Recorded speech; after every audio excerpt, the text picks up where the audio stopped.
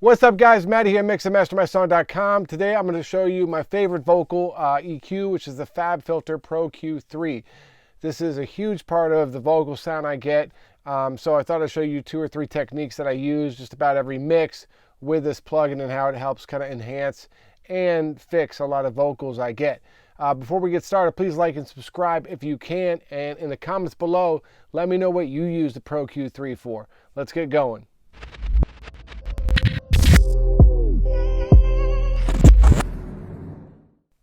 All right, so here we are. This is a song we've been working on for the last couple of videos. If you've been watching, it's DJ Please and my boy Junior. Their song Memories, which is on Spotify. Please check them out. So here's the Pro Q3.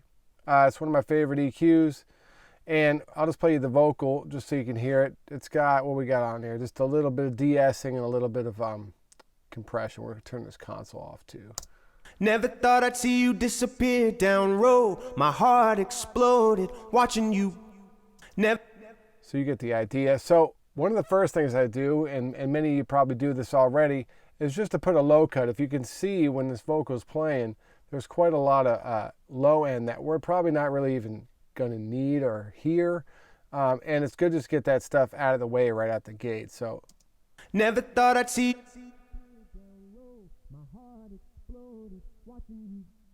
Never. So I like to do like a 12 dB curve, low cut at like around 70 to 100 depending on what the vocal needs. And sometimes we'll take that back a bit more once the drums and everything come in, but that's kind of a good starting spot for me. And you can't really hear much of a difference. I'll play before and after. Never thought I'd see you disappear down road. Never thought I'd see you disappear down road. So it takes a little bit of the low end out, but barely noticeable, and just helps clean up the vocals.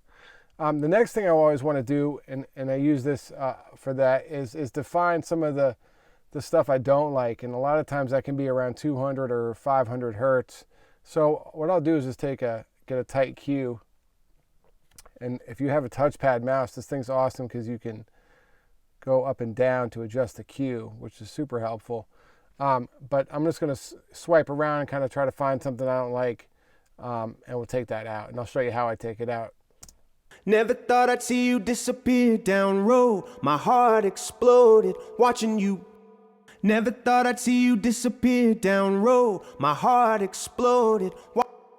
So it's getting a little bit muddy around 200, also another around 443. We'll just do the 200 for now. So what I do is I find the frequency I'm not really, I want to maybe decrease. But the cool thing with the Pro Q3 is it has dynamic EQ, which I used to actually use this in the Pro MB for, but now with this, I tend to just be using this these days. So it's great. It's almost like 2 plugins in one. So I'll switch that. You just click here and you switch it to Make Dynamic. Right now it's on Clear Dynamic, but if we didn't, we click it and go Make Dynamic, and it turns into a compressor, as you can see here. And it's an auto compressor, but it does a pretty good job of clearing up the parts you don't want. So let me just go through that. Never thought I'd see you disappear down road. My heart exploded watching you. Never thought I'd see you disappear down road. My heart exploded watching you. Never thought I'd see you disappear down road. My heart exploded watching you. Never thought I'd see you disappear down road. My heart exploded watching you. So you can tell it really clears up the vocal quite a bit. So I tend to do that a lot on vocals. One more thing before I go on to some of the other stuff I do. My FabFilter is defaulted at natural phase. I have it saved that way, so whenever I open it, when you usually open up a FabFilter with 0 latency, I find that the low cuts and high cuts sound not as great in the 0 latency as the natural phase. So I just always stay in natural phase, and I don't notice any difference as far as CPU or anything like that. So it works great for me. So then another thing I'll do, and I don't always do this with a Fab because a lot of times when I'm boosting stuff, I tend to use more colorful plugins like the Clariphonic or some other stuff, maybe a Pultec. But I do sometimes just give it a little bit like a 3 dB boost shelf here, right? And that just gives me a little bit of brightness and energy to the vocal. And then another thing I'll do is more dynamic, but let's play it with this and just so you can hear that difference. Never thought I'd see you disappear down road. My heart exploded watching you. Never thought I'd see you disappear down road. My heart exploded watching you. Never. So that helped clean, that just helped brightens the thing up, makes it a little more in your face. Brighter is always more in your face, so that, you know, is part of what we want to do with the vocals, make it more in our face.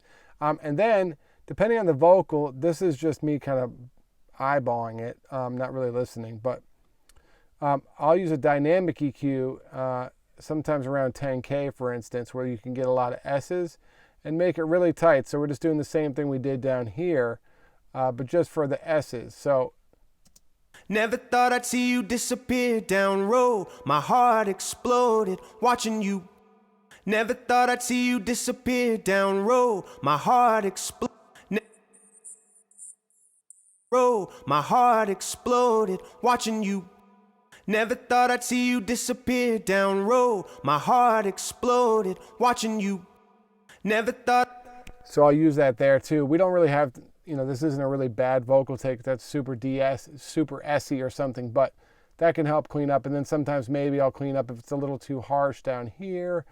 So super versatile plugin that you can do all kinds of stuff with, and it's my favorite EQ by far. I mean, I use it mostly on vocals, I find. I tend to use my SSL plugin more on drums and other stuff and other random EQs and compressors, but this thing's great for vocals to clean things up and get it like almost ready, and then you can add with other colorful EQs like a Neve or the Clariphonic or something. So anyway, hope that helped you guys out. Let me know what you think in the comments below. If you need your song mixed and mastered, hit me up at mixandmastermysong.com. You can also check out my courses and presets there as well. See you guys soon.